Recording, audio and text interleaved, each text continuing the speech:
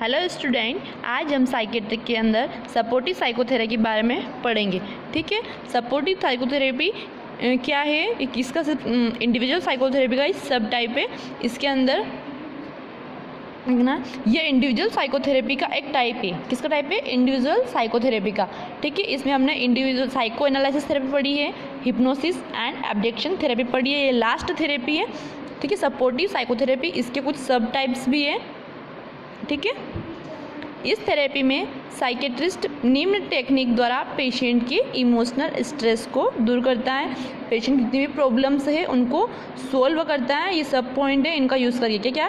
First है mental ventilation, environment modification, परसुएशंस, री educations and reassurance and suggestion and last है explanations.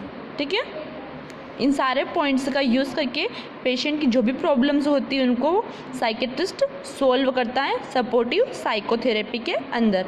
ठीक है, तो फर्स्ट देखते हैं हम मेंटल वेंटिलेशन। फर्स्ट क्या है? Mental ventilation. Mental ventilation word से ही क्लियर है। मेंटल वेंटिलेशन के बारे में पहले हमने एब्डक्शन थेरेपी के बारे में भी बताया था आपको। मेंटल वेंटिलेशन क्या है? Exchange of ideas, thoughts, feelings का अपना जो भी माइंड के अंदर जो भी चीज़ें हैं उनको चेंजेस करना, एक्सचेंज करना वन टू अनदर, किसी और से शेयर करना, क्या कहलाता है? Mental ventilation. ठीक है, मेंटल वेंटिलेशन यह इस कहावत से चरितार्थ या एक्सप्लेन करता है कि खुशी जो होती है बांटने से दोगुनी होती है और दुख बांटने से आधा होता है। ठीक है, एक पुराने टाइम में कहावत थी कि जो खुशियाँ जो रहती है उसको हम बांटते हैं, शेयर करते हैं तो क्या होती है? ज़्यादा होती है, और किसी का दुख जो होता है वो शेयर करते हैं तो क्या होता है? आधा हो जाता है, कुछ कमी आती है। तो अभी तो कोई मतलब पेशेंट है फैमिली में इल है, बहुत दिनों तक बीमार है, तो हम क्या करते हैं? उसका हालचाल पूछते हैं, तो क्या होता है? दुख बांटने से आधा होता है। ठीक है, क्या है? मेंटल वेंटिलेशन के अंदर पॉइंट डिस्क्राइब किया हुआ है।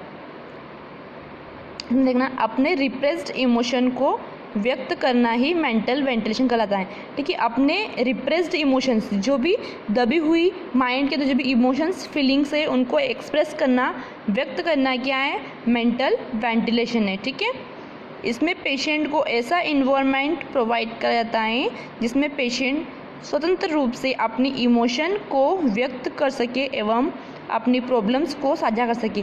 अपनी जो भी प्रॉब्लम्स होती हैं उसको वो एक्सप्लेन, स्वतंत्र रूप से जो भी अंदर छुपी हुई बातें उनको बता दे, और जो भी प्रॉब्लम्स है उनके साथ क्या करें? साझा कर ले, मतलब उसको शेयर कर ले। तो ऐसा इन्वायरमेंट पेशेंट को प्रोवाइड किया है मेंटल वेंटिलेशन के अंदर, कि अंदर जो भी जितनी भावनाएं, जितनी भी इमोशंस जो भी है छिपा हुआ उसको पेशेंट ईजिली एक्सप्लेन कर दे, बता दे किसको? साइकेट्रिस्ट को, जो थेरेपी प्रोवाइड कर रहा है। ये समस्याओं सामाजिक कारणों, मनोवैज्ञानिक कारणों या माल एडेप्टिव लर्निंग की वजह से हो सकती है। किन किन कारणों से हो सकती है? समाज में कोई प्रॉब्लम है, सोशल प्रॉब्लम्स चलती है, उनके कारण भी हो सकती है। मनोवैज्ञानिक कारण को साइकेट्रिक प्रॉब्लम या माल एडेप्टिव लर्निंग की वजह से हो सकती है। क्या? कुछ प्रॉब्लम्स जो होती है पेशेंट को, ये समस्याएं जो होती हैं वो इन कारणों से हो सकती है, माल एडेप्टिव लर्निंग की वजह से, या कुछ समाज सोशल जो प्रॉब्लम्स होती हैं उनके कारण कुछ प्रॉब्लम्स हो सकती है, जिनका सोल्यूशन हम कैसे कर सकते हैं? मेंटल वेंटिलेशन से हम उनका सोल्यूशन कर सकते हैं। इस प्रकार मेंटल वेंटिलेशन की यह प्रोसेस इमोशनल स्ट्रेस को कम करती है एवं ट्रीटमेंट में सहायक होती है।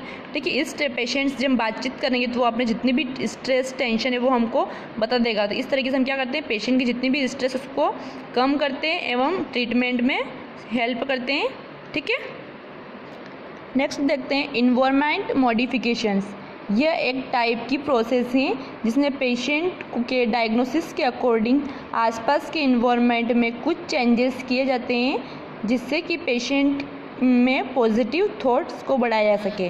ठीक है, ये क्या है? इन्वायरमेंट मॉडिफिकेशन वर्ड से क्लियर है। वहाँ का जो इन्वायरमेंट है उसको मॉडिफाई करना, ठीक है, कुछ चेंजेस करना। तो डायग्नोस करने के लिए जो आसपास का जो इन्वायरमेंट में उस कुछ चेंजेस किए जाते हैं। जैसे कोई एग्रेसिव पेशेंट है, बहुत गुस्से वाला है, तो उसको शांत इन्वायरमेंट प्रोवाइड करेंगे। एंड कोई बहुत काम पेशेंट है, बहुत डिप्रेस्ड रहता है, बहुत उदास रहता है, तो उसे ऐसा इन्वायरमेंट प्रोवाइड करेंगे कि वो आसपास के लोगों से बात कर सके, तो उसके इन्वायरमेंट जो है आसपास का उसके अंदर मॉडिफिकेशंस करते हैं। ठीक है, इस प्रकार के पेशेंट के अनुसार इन्वायरमेंट तैयार करते हैं, इन्वायरमेंटल मैनिपुलेशन कहा जाता है। ठीक है, पेशेंट के अकॉर्डिंग इन्वायरमेंट को मॉडिफाई करना। क्लियर। थर्ड है परसुएशंस। परसुएशन क्या है, उसके अंदर बोलते हैं ना किसी को उत्साहित करना, उत्साह देना उनको।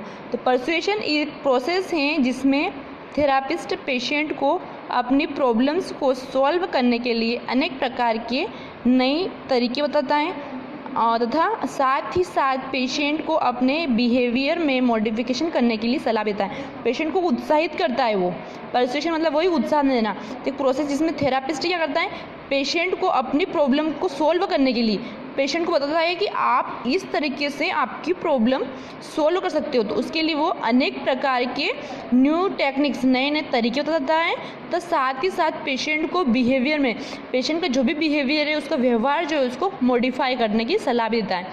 ठीक है, समझ में आया। परसुएशन पेशेंट को उत्साहित करना और उसकी प्रॉब्लम्स को सॉल्व करने के लिए नए नए तरीके देना परसुएशंस कहलाता है। ठीक है, नेक्स्ट है री एजुकेशन या री एश्योरेंस। यह सपोर्टिव साइकोथेरेपी की एक टेक्निक है जो पेशेंट में पॉजिटिव एटीट्यूड के डेवलपमेंट में सहायता करती है। ये क्या है, सपोर्टिव साइकोथेरेपी टेक्निक है, री एजुकेशन या री एश्योरेंस, फिर से उसको एजुकेशन देना, जो पेशेंट में पॉजिटिव एटीट्यूड के डेवलपमेंट में सहायक है, पेशेंट के अंदर पॉजिटिव एटीट्यूड डेवलपमेंट करती है। ये उन पेशेंट हेतु बहुत लाभदायक हैं जिनका सेल्फ कॉन्फिडेंस लेवल कम होता है। जी, किनके लिए बहुत अच्छी है ये, जिनका सेल्फ कॉन्फिडेंस लेवल बहुत लो है, उनको पता है भी नहीं रहता है हम क्या क्या कर सकते, तो उनके लिए बहुत सहायकफुल रहती है। एवं एंजाइटी डिसऑर्डर से पीड़ित पेशेंट होते हैं, जो एंजाइटी से पीड़ित हैं और जिनका सेल्फ कॉन्फिडेंस बहुत कम है, उनके लिए री एजुकेशन बहुत हेल्पफुल थेरेपी है। ठीक है, री एजुकेशन के द्वारा पेशेंट को इमोशनल प्रॉब्लम सॉल्व करने के हेतु नए प्रभावी तरीके से जाते हैं। री एजुकेशन के द्वारा हम पेशेंट को जो भी उसको इमोशनल प्रॉब्लम्स हैं उसको सॉल्व करने के लिए न्यू टेक्निक्स जो रहती है, नए इफेक्टिव तरीके जो रहते हैं वो हम सिखाते हैं। ठीक है, क्लियर। री एजुकेशन, परसुएशंस, इन्वायरमेंट मॉडिफिकेशन एंड मेंटलेशन, ये चार हमने पढ़ लिए। नेक्स्ट है एक्सप्लेनेशन सजेशंस। ठीक है, कोई भी चीज़ है उसको एक्सप्लेन करना या पेशेंट को सजेस्ट करना। डिजीज़, यदि पेशेंट को डिजीज़ के बारे में पूर्ण रूप से इंफॉर्मेशन मिल जाए तो कुछ हद तक पेशेंट की एंजाइटी स्ट्रेस के लेवल में कम किया जा सकता है। यदि कोई पेशेंट है उसको हम उसकी डिजीज़ के बारे में एक्सप्लेन कर दें तो उसका क्या होगा, स्ट्रेस टेंशन कम होगी। वरना पेशेंट सोचता रहेगा ऐसा नहीं हो कि मैं इस डिजीज बीमारी से मर जाऊं, क्या होगा क्या नहीं होगा। तो उस पेशेंट को हम उसकी बीमारी के बारे में थोड़ा एक्सप्लेन कर देते हैं, उसको सजेशन दे देते हैं, तो वो कुछ हद तक उसकी स्ट्रेस एंजाइटी क्या होता है, कम हो जाती है। थेरेपिस्ट थेरापिस्ट जो रहता है पेशेंट एवं उसके रिलेटिव्स को निम्न पॉइंट की पर्याप्त इन्फॉर्मेशन प्रोवाइड करता है। जो थेरापिस्ट रहता है जो पेशेंट और उसके रिलेटिव्स को कुछ निम्न इन्फॉर्मेशंस प्रोवाइड कर देता है। कौन सी, मेंटल डिजीज़ के कॉज के बारे में कि मेंटल डिजीज़ किस कारण से हुई है, मेंटल डिजीज़ के साइन एंड सिम्टम्स के बारे में एक्सप्लेन करता है, मेंटल डिजीज़ के कौन कौन से साइन एंड सिम्टम्स शो हो रहे हैं, एंड मेंटल डिजीज़ के ट्रीटमेंट को एक्सप्लेन है, इसका ट्रीटमेंट कितने टाइम का रहेगा, कब तक कंप्लीट होगा, ये सारा। तो पेशेंट को हम डिजीज़ का एक्सप्लेनेशन कर दें, सजेशन दे दें, तो कुछ हद तक पेशेंट की स्ट्रेस को हम कम कर सकते हैं। क्लियर। सपोर्टिव साइकोथेरेपी सब टाइप्स। ओके, नेक्स्ट हम पढ़ेंगे ग्रुप साइकोथेरेपी नेक्स्ट क्लास के अंदर। ओके।